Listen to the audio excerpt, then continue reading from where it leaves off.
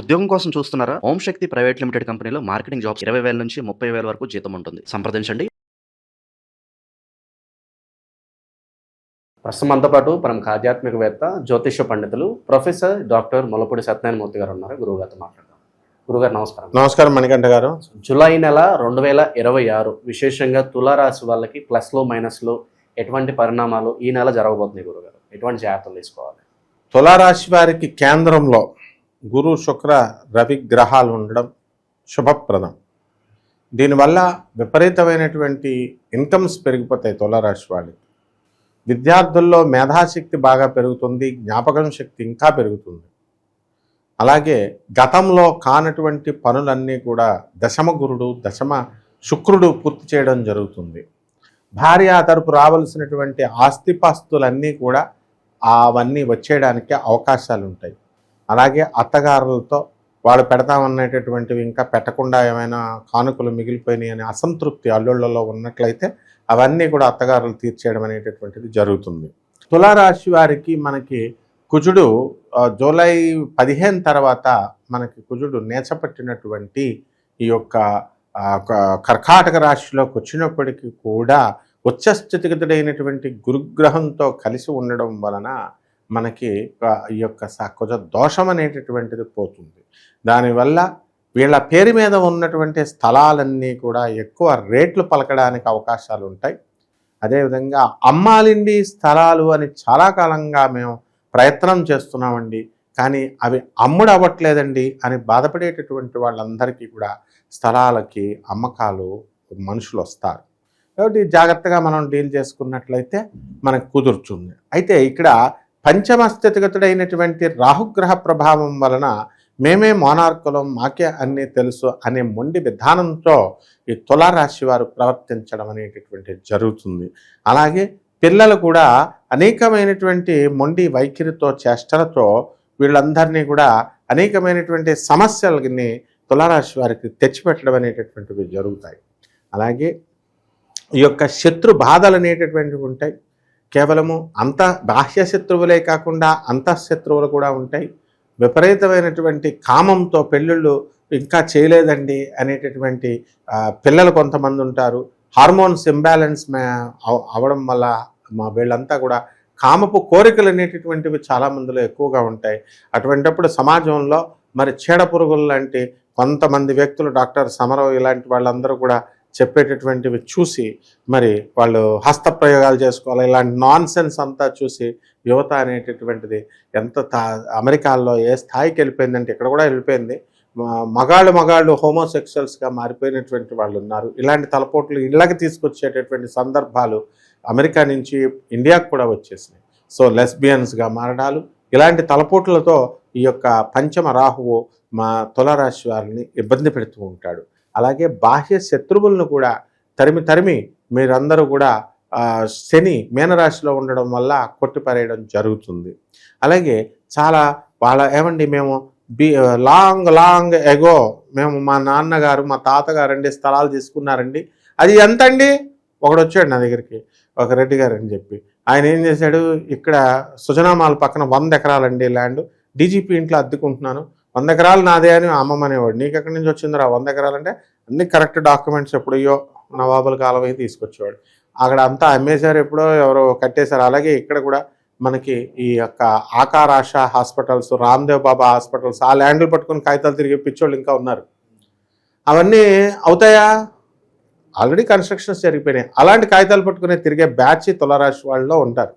అంటే రాహు అలాగా వాళ్ళకి ఎంత ప్రాక్టికల్గా మనం నాయన కోర్టులు అలాగ ఇవ్వవు, అయిపోయింది ఇంకా అంతా కట్టేశారు అన్నా కూడా ఆ కాగితాలు పట్టుకొని ఇంకా అలా తిరుగుతూనే ఉంటారు.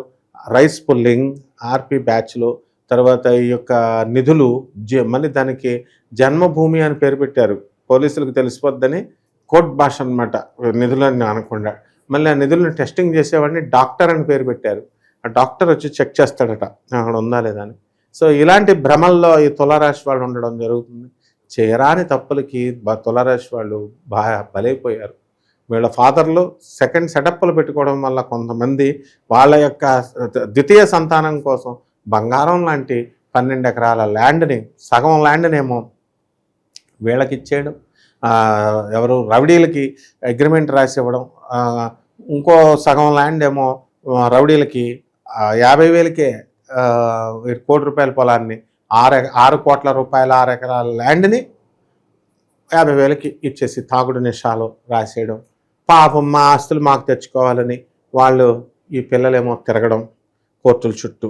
అందులో కొడుకులు తులారాశిలో మగాళ్ళు పాపం వాళ్ళు పెళ్ళిళ్ళు కూడా చేసుకోకుండా మా నాన్న ఆస్తి మా తాతల ఆస్తి మేము రక్షించుకోవాలంటూ వీళ్ళు కూడా ముసలోళ్ళు అయిపోయారు. ఆ కోర్టు తీర్పులు ఇవ్వదు, 20 సంవత్సరాలైనా స్టేలు తెస్తూ ఉంటారు. ఈ రకంగా కోర్టు సమస్యలతో ఈ తులారాశి వారంతా కూడా బాధపడడం ఇలాంటివన్నీ కూడా జరుగుతూ ఉంటాయి నాయన. వివాహ ప్రయత్నాల పరిస్థితి అండి గురుగారు? వివాహ ప్రయత్నాలు ఆషాఢ మాసంలో చాలా ఉన్నాయి, ఈ యొక్క జూలై నెల అంతా కూడా. అయితే ఈ వివాహం అనేటటువంటి దానికి డెఫినేషన్ మారిపోయింది నాయన. నువ్వు ఇప్పుడు 2026లో ఉన్నావు. ఇదివరకు మ్యారేజ్ అంటే పెళ్లి చూపులు, పెళ్లి కూతురుని చూడకుండా ఉండడం ఇలాగా, తర్వాత ఎవరు చెప్తే వాళ్ళకి కట్టేసేవారు తాళి. తర్వాత ఇప్పుడు అది ఏం లేవు, డేటింగ్స్, లివింగ్ ఇన్ రిలేషన్స్ ఎలా ఉంటాయండి అని అడగాలి. వివాహాలు తగ్గిపోతాయి అన్నమాట. వివాహాలు ఇప్పుడు ఉన్నటువంటి వాళ్ళు చేసుకుంటారు ఇప్పుడు. And parents are also encouraging అనమాట. ఇప్పుడు ఎలా అయిపోయారంటే ఇంకా ఎలాగో పిల్లలు వీళ్ళ మాట ఎలాగో వినరు, వాళ్ళు డేటింగ్స్లో లివింగ్ ఇన్ రిలేషన్స్లో డైరెక్ట్ చెప్తున్నారు వెళ్ళిపోతున్నామని. అండ్ సర్లే అని చెప్పేసి వీళ్ళు కూడా ఉంటున్నారు. So all these affairs there will be very prosperous, బ్రహ్మాండంగా ఉంటుంది. వివాహాలు కూడా అయిపోతాయి. ఇంకా కళ్యాణ మండపాలు ఇలాంటివన్నీ మూసేసుకోవడమే, బోయో రూములు అలాంటివన్నీ కూడా బాగా ఫెచ్చింగ్లోకి వస్తాయి. బిజినెస్లో అడిగావు కదా, సో ఆ విధంగా. ఓకే గురుగారు, ఇక వృత్తి వ్యాపారాల పరిస్థితి ఏంటి గురుగారు? వ్యాపారాలు మనం చూసినప్పుడు వ్యాపారాలు రకాలు ఉన్నాయి. ఇప్పుడు ఇదివరకు పొద్దున్నుంచి కిరాణా షాపు సాయంత్రం దాకా రన్ చేస్తే మనకి డబ్బులు ఓ 200 వస్తాం 300 వస్తే సంతృప్తి పడేవారు. ఇప్పుడు అలా ఉండదు. స్మార్ట్ తెలివితేటలండి, ట్రేడింగ్ అండి, స్మార్ట్ అలా వచ్చేయాలన్నమాట. సో ఈ బిజినెస్లన్నీ కూడా బ్రహ్మాండంగా ఉంటాయి. మనం ఆడొద్దని చెప్పినా ఆడతారు. కాబట్టి తులారాశి వారికి అందరికీ కూడా షేర్స్, ఇలాంటి మల్టీ లెవెల్ మార్కెటింగ్స్ ఆడొద్దని మనం ఎప్పుడు చెప్తాం. అయితే ఈ యొక్క కిరాణా షాపులు, డిపార్ట్మెంటల్ స్టోర్స్, ఎలక్ట్రానిక్ షాప్స్లు, సర్వీసింగ్, సేల్స్, ఇలాంటి ఆల్ బిజినెస్లు, సాఫ్ట్వేర్ ప్రొడక్ట్స్ సేల్స్, తర్వాత ఈ యొక్క సాఫ్ట్వేర్ కొత్త యాప్లు డెవలప్ చేయడాలు, ప్రాజెక్ట్స్ అయిపోయినటువంటి వాళ్ళకి కొత్త ప్రాజెక్ట్స్ రావడం, ఇలాంటివన్నీ జరుగుతాయి. వ్యాపారాలన్నీ దిగ్విజయంగా ఉంటాయి, కానీ టెన్షన్ మాత్రం దానికి డబల్ ఉంటుందన్నమాట. అలాగే విద్యార్థులను కూడా మనం తీసుకున్నప్పుడు విద్యార్థుల చదువులు కూడా బ్రహ్మాండంగా చదవడం జరుగుతుంది. మార్కులు కూడా అత్యధికమైనటువంటి మార్కులు తీసుకొస్తారు, కానీ ఉద్యోగాలు ఉండవన్నమాట. అందువలన ఇంకా వీళ్ళు స్టూడెంట్స్ జాబుల కోసం ట్రై చేస్తున్నటువంటి వాళ్ళు ఇంకా ప్రయత్నిస్తూనే ఉండాలి. అలాగే ఈ యొక్క ఫారెన్ వెళ్ళాలి అనేటటువంటి మోజుతో ఉన్నటువంటి ప్రైవేట్ ఉద్యోగస్తులు కానీ గవర్నమెంట్ ఉద్యోగస్తులు కానీ వీళ్ళు ట్రయల్స్ అలా జరుగుతూనే ఉంటాయి. వాళ్ళకి రావడానికి కూడా అవకాశాలు.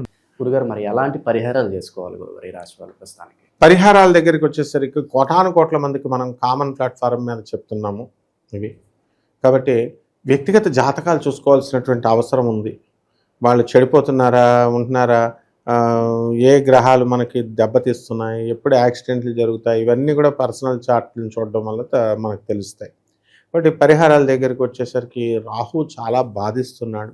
లాభంలో ఉన్నటువంటి కేతుగ్రహ ప్రభావం వలన వీళ్ళకి అనేకమైనటువంటి లాభాలు, ఎక్స్పోర్ట్స్, ఇంపోర్ట్స్, బిజినెస్లు ఇవన్నీ కూడా బాగుంటాయి. అయితే రాహుని కంట్రోల్ చేయాలి అంటే గురుగ్రహం పూజలు చేసుకోవాలా, లేదా దత్తాత్రేయ స్వామి వారి యొక్క స్తవాలు, స్తోత్రాలు చదువుకోవాలా. అలాగే మేడి చెట్టుని పెంచాలి ఇంట్లో. ఎవరో వేసిన మేడి చెట్టు చుట్టూ ప్రదక్షిణాలు చేయడం కాదు, మనం వెయ్యాలి. కుండీలో వేసుకొని దాని చుట్టూ ప్రదక్షిణాలు చేసుకుంటూ, నీళ్లు పోసుకుంటూ, తులసి చెట్టుకు పూజ చేస్తున్నట్టుగా చేసుకుంటూ దాన ధర్మాలు ముఖ్యంగా చేయాలి. ఇప్పుడు ఇది ముఖ్యంగా ఈ రాయి వేసుకో, ఈ దండ వేసుకో అని నేను చెప్పొచ్చు, అవి చెప్పట్లా నేను. ఇది దాన ధర్మాలు చేయాలి. నేను రిప్రజెంటేటివ్ గురు 200 దేశాలలో ఉన్నటువంటి ఆనంద్ మార్గ్ ఆశ్రమానికి. అందువలన దగ్గర 1000 బ్రాంచీల ఆశ్రమం మా గురువు గారు అలా కట్టి చేయండి రా అని మాకు చెప్పారు. కాబట్టి చాలా బాధ్యతాయుతంగా, నిజాయితీగా చెప్తున్నాం అనమాట. అందువలన వీళ్ళందరూ కూడా దాన ధర్మాలు ముఖ్యమైనటువంటిది. ఆ దానాలు పేదవారికి, అనాథలకి, వికలాంగులకి, సాధువులకి పెళ్లి చేసుకోవాలి. అదే దానాలు చేసుకోవాలి. ఈ రకంగా చేసుకుంటే సరిపోతుంది. ఎవరైతే ఇప్పుడు కొడుకులు చచ్చిపోయారు, కూతుర్లు చచ్చిపోయారు, డబ్బులు బాగా సంపాదించేశారు, ఏం చేసుకుంటారండి డబ్బుని? అటువంటి వాళ్ళు మన చుట్టుపక్కల ఉన్న వాళ్ళని దత్తత తీసుకోవాలి. ఎవరికి ఇవ్వాలండి ఆస్తి? అర్థం అవ్వట్లేదండి. కూతుర్లకు ఇవ్వక్కర్లేదు, పేదవాళ్ళకి ఇచ్చి ఎంకరేజ్ చేయొచ్చు. ల్యాప్టాప్లు కొని పేదవాళ్ళ పిల్లలకి వాళ్ళకి ఇవ్వచ్చు. ఈ రకంగా చేసుకుంటే బ్రహ్మాండంగా ఉంటుంది. మంచి విశ్లేషణ అందించారు. ధన్యవాదాలు. ధన్యవాదాలు.